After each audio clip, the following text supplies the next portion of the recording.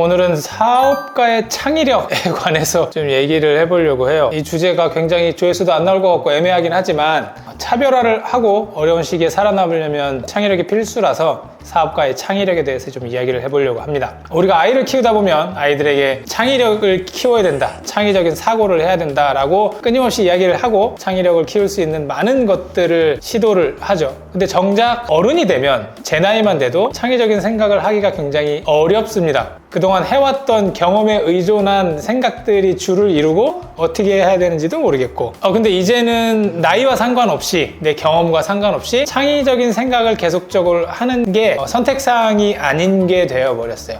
예전처럼 어떤 한 분야를 정말 오랜 기간 동안 열심히 해서 그걸로 돈을 벌어먹고 살기가 어려워진 시대가 되어버렸습니다. 어떤 사업이든 어떤 업종이든 이미 다 흘러 넘칠 만큼 많아요. 카페가 전국에 10만 개가 있고 고깃집이, 치킨집이 4만 개, 5만 개가 있고 내가 아무리 열심히 해서 무언가를 만들어서 팔더라도 그런 것들이 지천에 깔린 시대에서 창의적인 생각을 해서 새로운 사업의 차별화를 만들어내는 것이 필수인 시대가 되어버린 만큼 창의적인 생각을 어떻게 하면 기를 수 있고 그런 것들이 사업에 어떻게 발현이 되는지 실제적으로 한번 연습을 하는 컨텐츠를 찍어보도록 하겠습니다. 좋아요와 구독 눌러주시고 출발하도록 하겠습니다.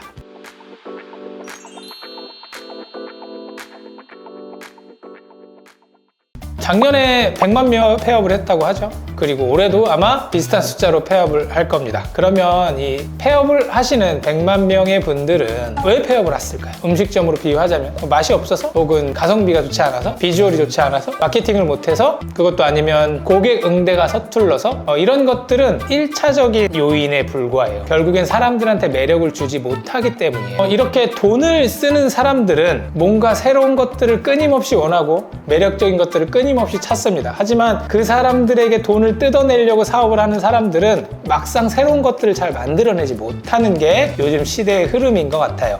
근데 이걸 바꿔 얘기하다 보면 창의적인 생각을 가지고 새로운 것들을 만들어내고 차별화를 만들어내면 이 어려운 상황 속에 모든 것들이 포화된 초경쟁 시대에서도 앞서 나갈 수 있지 않나, 이런 생각을 합니다. 남들이 싫어하는 것, 남들이 귀찮아서 혹은 어떻게 하는지 몰라서 혹은 번거로워서 안 하는 것들을 굳이 찾아서 하는 데서 창의적인 생각이 깨어난다고 해요. 우리가 보통 육체적인 노동을 많이 하잖아요. 육체적인 노동은 힘들어도 합니다. 특히나 자영업 하시는 많은 분들은. 근데 이 감정과 생각의 노동에 익숙하지가 않아요. 특히나 남들이 안 하는 생각을 억지로 하고 남들이 안 하는 방향으로의 고민을 억지로 하는 게 굉장히 귀찮고 어렵습니다. 그래서 사람들이 하기 싫어해요.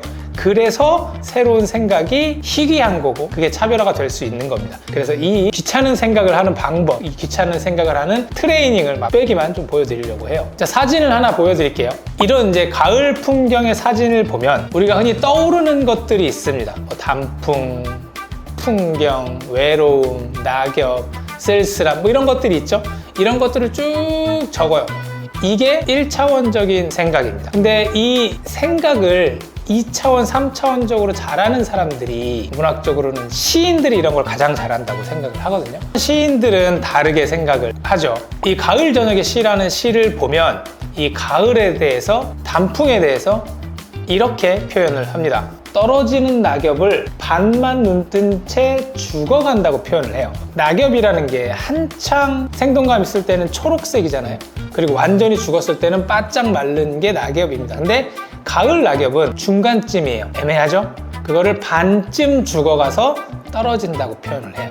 이런 식으로 남들이 생각하지 않는 걸 굳이 억지로 생각하다 보니까 새로운 표현이 나오는 거고 거기서 새로운 상품 혹은 새로운 개념을 만들어낼 수 있는 거예요. 일단 가을 하면 생각나는 것들을 1차원적으로 이렇게 다 적어봅니다. 저는 낙엽과 트렌치코트와 발라드 이런 식으로 표현을 해서 1차원적으로 적습니다. 여기까지는 하죠. 이제 여기서 2차원적으로 한번 다시 생각을 해봐야 됩니다. 경계와 상관없이 여러 가지를 막 엮어보는 거예요. 이쪽 카테고리와 저쪽 카테고리에 결국엔 여기가 가을이라는 한 카테고리 안에 속해 있는 거니까 그 세부 카테고리에 있는 다양한 단어들을 다양하게 접목을 해보는 겁니다. 그러면 저는 제 나름대로는 이런 식으로 표현이 돼요. 첫사랑과의 와인이 내 입속에서 산불이 되어 타오른다.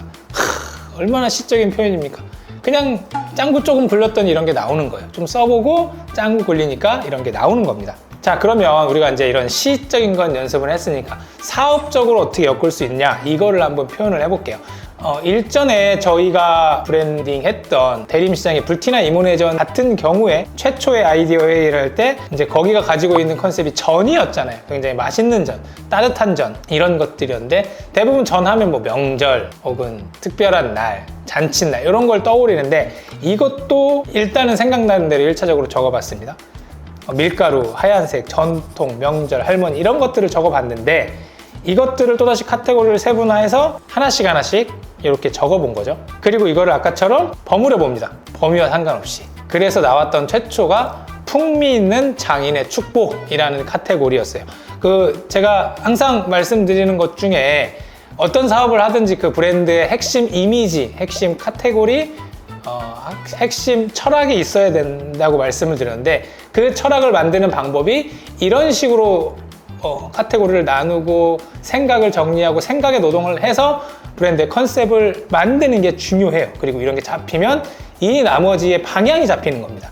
제가 어디 책에서 본 문구인데 창의력이라는 건, 그리고 새로운 단어라는 건 한 번도 만나지 않은 둘 이상의 이름이 만나서 새롭게 되는 것이라고 이야기를 해요. 브랜드를 만들고 브랜드를 발전시킬 때 창의력이 이걸로 그냥 바로 이렇게 뚝딱 나오지는 않을 거예요. 하지만 내 브랜드의 방향을 확 세우고 어떤 사람이 이 브랜드는 왜 만드셨나요? 이 브랜드의 핵심 가치는 뭔가요? 이 브랜드가 가지고 있는 핵심 철학은 뭔가요? 라고 질문을 했을 때 그걸 답할 수 있게 되면 그 다음에 이 사업에서 해야 되는 마케팅 방향 혹은 상품 개발의 방향 혹은 운영 방향 등이 정해집니다. 이 창의력에 관한 이야기가 어떻게 보면 자영업자들한테, 특히나 저 같은 성인한테 굉장히 고리타분하고 어렵고 시도하기도 쉽지 않은 영역일 수 있어요. 하지만 지금 제가 짤막하게 연습해본 이 방향으로라도 한번 시도해 보시고 머리로, 감정으로, 생각으로 노동하는 훈련을 좀 가지시는 게 창의력의 시작이 아닐까 싶습니다. 2025년은 더 힘든 해가 될 거라고 생각을 하는데 그럴 때일수록 더 창의적이고 더 차별화된 상품을 만들어내는 노력을 하셔야 되는 시기가 아닌가라는 생각을 합니다.